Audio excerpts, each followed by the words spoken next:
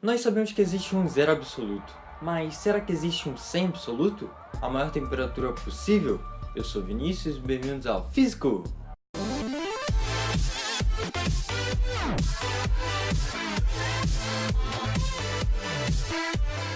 O corpo humano consegue manter sua temperatura interna em torno de 37 graus. Pode variar meio grau para mais ou para menos, mas não corre muito disso. Mas vamos supor que você foi dormir às 4 horas da manhã, estava com a temperatura normal, em 37. E aí acordou às 7 horas da manhã com febre, estava com 42 graus. Pode parecer uma diferença pouca de 5 graus que não vai dar em nada, mas na verdade ela pode ser letal. Isso porque nós somos seres homeotérmicos, ou seja, que não varia muito a temperatura. Mas a maior temperatura já registrada aqui na Terra é um pouco maior que isso, é 54 graus no Vale da Morte. Mas essa temperatura ainda está muito baixa, não dá nem para fazer um café com isso. Só para fazer um café você precisa botar água a 84 graus. Olha esse cara aqui, ele conseguiu fazer lava em casa. Parece que ele só usou uma pedra de obsidian e a luz do sol, mesmo o sol estando a 150 milhões de quilômetros da Terra. Aproveitando que a gente está falando do Sol, lá as temperaturas ficam bem mais interessantes. Na superfície do Sol, que é a parte mais fria, a temperatura já chega a 6.000 graus Celsius. Mas se você está achando isso muito, é porque você ainda não sabe a temperatura do centro do Sol. Lá passa de 15 milhões de graus Celsius. Mas tem um conceito meio errado sobre o Sol, que o próprio eu e a Patroa das Crianças já falaram isso. Olha só. E se um pedacinho dele, do tamanho da cabeça de um alfinete, caísse aqui na Terra, morreríamos pelo calor? Tá certo, peronomútil. Isso porque o pedacinho do Sol de um tamanho de um alfinete aqui na Terra mata qualquer pessoa num raio de 1,5 km. E a energia liberada por esse pedacinho de alfinete diz muito sobre a temperatura do objeto. Isso porque qualquer objeto acima do zero absoluto, acima do menos 273 graus, libera radiação eletromagnética. Não importa qual é o comprimento de onda, importa que ela libera radiação eletromagnética. Vinícius, você está dizendo que a gente está liberando radiação eletromagnética agora? Sim, é exatamente isso que eu estou dizendo. E é por isso que naqueles filmes de ação, quando o cara quer procurar uma outra pessoa escondida, ele usa uma câmera especial. Essa câmera consegue enxergar infravermelho e ela acha a outra pessoa escondida, porque a radiação liberada pelo objeto e pelo cenário são diferentes. E se você quiser, você consegue até calcular a radiação que a gente está emitindo agora. Para isso você só vai precisar saber a temperatura do objeto. E quanto mais quente o objeto, menor é o comprimento de onda. Ele vai desde as ondas de rádio até as micro-ondas.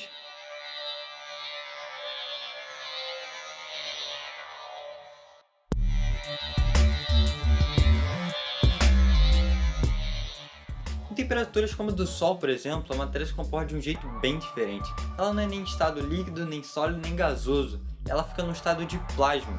Nesse estado, os elétrons se afastam do núcleo. E se você for maluco o suficiente, você consegue fazer isso em casa. Mas eu não aconselho porque sua mãe não vai gostar nem um pouco.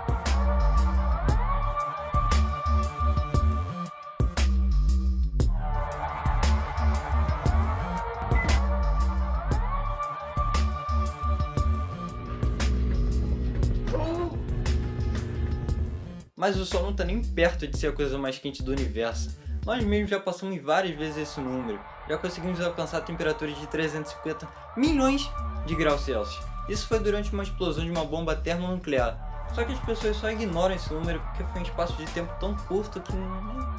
né?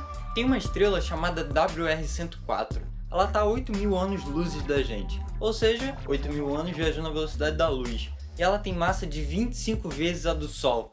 Quando ela morrer, sua temperatura vai ser tão alta que a radiação emitida por ela vai ser maior que toda a energia criada pelo Sol na sua vida. E se essa radiação vai ser tão forte, então tem chance da gente sofrer alguma coisa com isso? Não, a Terra tá salva disso. Mas e se ela não tivesse?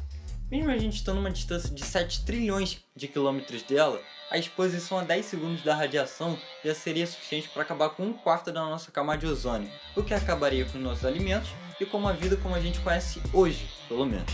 Mas para falar a verdade, a gente nem precisa ir tão longe. Aqui na Terra mesmo, na França, a galera do CERN já consegue chegar a temperaturas bem maiores que isso. O CERN, para você que não conhece, é o maior acelerador de partículas do mundo. Lá, a temperatura média é de 1 TeC, ou seja, 1 seguido de 12 zeros. Eles conseguem isso esmagando os prótons, e a maior temperatura que eles já chegaram foi de 1 hexacelsius, 1 seguido de 18 zeros. Mas assim como a bomba termonuclear, o espaço de tempo que eles atingiram essa temperatura é muito curto. mas se você quiser calcular a radiação emitida, você consegue. Essa constante vem lá da física quântica e é a menor distância possível no universo. Como assim menor distância, Vinícius? Você não disse que quanto mais quente é um objeto, menor é o comprimento de onda? Então se eu colocar mais calor, mais energia, ele vai ter um comprimento de onda menor, né? Então aí a gente cai em um problema bem legal. Para números menores que a constante de Planck, nossas teorias param de fazer sentido, nosso mundo já não funciona mais como a gente conhece. Não há nada que impeça a gente de colocar mais energia ali, só que a gente ainda não conseguiu. Então ninguém sabe direito o que vai acontecer. Você pode achar que geraria um buraco negro, que no caso de energia tem um outro nome, que é um Kibult. Eu espero ter falado certo isso, mas ninguém sabe o que ia acontecer depois. Bom, gente, esse vídeo ficou maior que normal, mas é porque esse assunto era bem interessante, tinha bastante coisa para falar sobre ele, e acabou que eu nem falei tudo que eu queria, mas qualquer crítica, dúvida ou sugestão é só deixar aí embaixo. E se gostaram, deixem um like, se inscrevam no canal e compartilhem com aquele seu amigo ou amiga que gosta mais dessa área científica. E valeu, falou e que coisa breve.